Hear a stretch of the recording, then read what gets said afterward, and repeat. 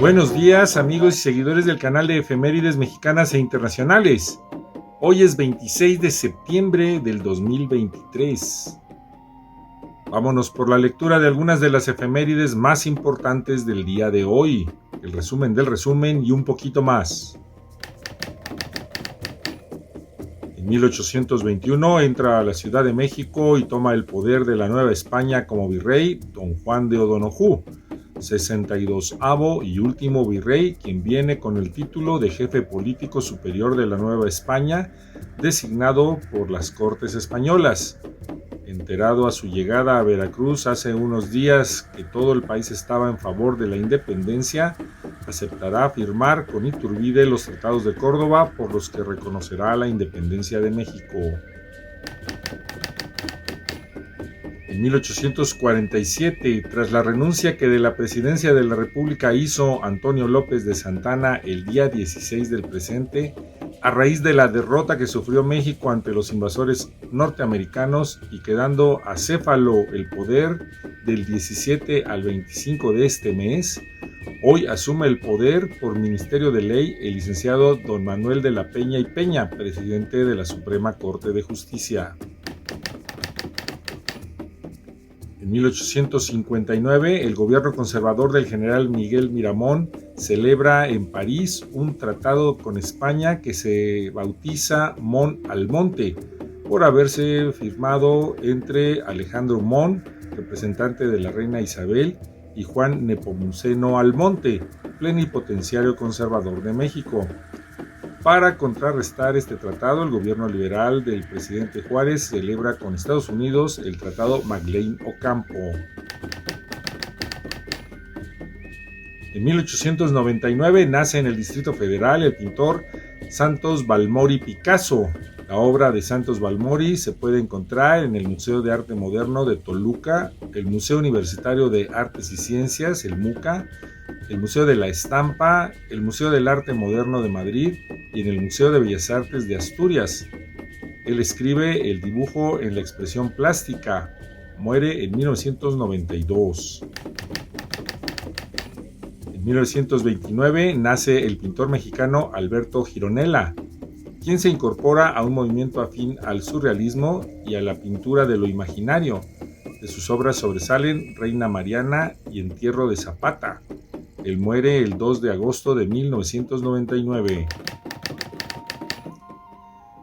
En 1949, después de diversas e intensas investigaciones, la doctora Eulalia Guzmán descubre bajo el altar mayor del templo de Santa María de la Asunción, en Ixcateopan, Guerrero, lo que consideró los restos del último emperador azteca Cuauhtémoc.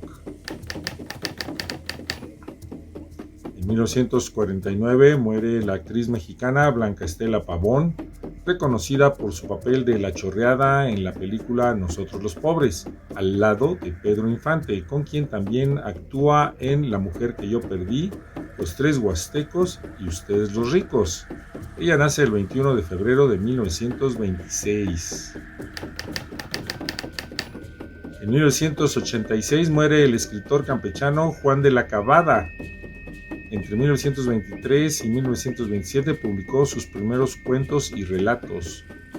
Paseo de mentiras e incidentes melódicos del mundo irracional, 1940, fue comentado por el crítico de literatura y cronista de la Ciudad de México, José Luis Martínez, en el 44, calificándola como una extraordinaria fantasía de inspiración indígena.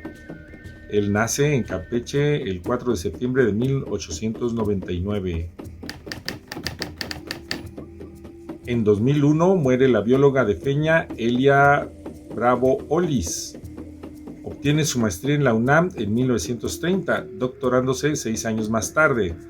Escribió, entre otros libros, Las cactáceas de México, Biología, Regionales Geográficos Botánicos de México y Las cactáceas de México, estas dos últimas obras con Ochoterena, e innumerables artículos. Ella nace en 1900. Al respecto de ella te dejo en la parte de abajo una semblanza para que vayas a leerla.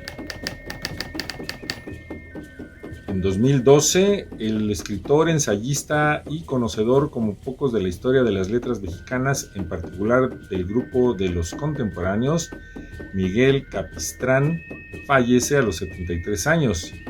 Publica además poesía y prosa de José Gorostiza y otros, así como en las secciones culturales de diversos periódicos. Él nace en mayo de 1939. En 2014 muere el activista, luchador social y catedrático, escritor y político defeño Raúl Álvarez Garín, quien fue uno de los dirigentes del movimiento estudiantil de 1968. Él había nacido el 9 de agosto de 1941. Y como una de las efemérides más deleznables que tenemos en este país, en 2014, estudiantes de la Normal de Ayotzinapa, que habían tomado unos camiones para realizar el viaje a la protesta del siguiente 2 de octubre en la Ciudad de México, como era costumbre, fueron atacados por policías municipales de Iguala y Cocula. En el hecho murieron 6 personas, entre ellas 3 normalistas, 25 resultaron heridos y 43 más fueron detenidos y posteriormente entregados a los integrantes del grupo delictivo Guerreros Unidos, una decisión del cartel de los Beltrán Leiva. A partir de ese momento, según la versión oficial, nada se sabe de los normalistas.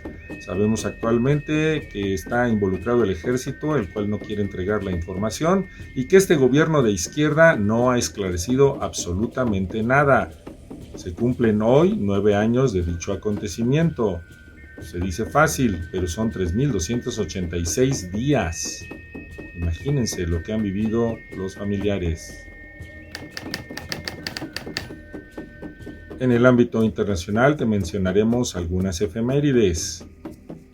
En 1791 nace el pintor francés Théodore Géricault, uno de los principales y primeros artistas del romanticismo del siglo XIX. Algunas de sus obras son exhibidas en el Museo del Louvre en París. Él muere el 26 de enero de 1824. En 1820 muere el explorador estadounidense Daniel Boone, quien abre el camino conocido como Cumberland sobre los Apalaches y la ruta de Kentucky y hacia el oeste. Nace el 2 de noviembre de 1734. Hasta se hizo una serie de televisión en los años 60.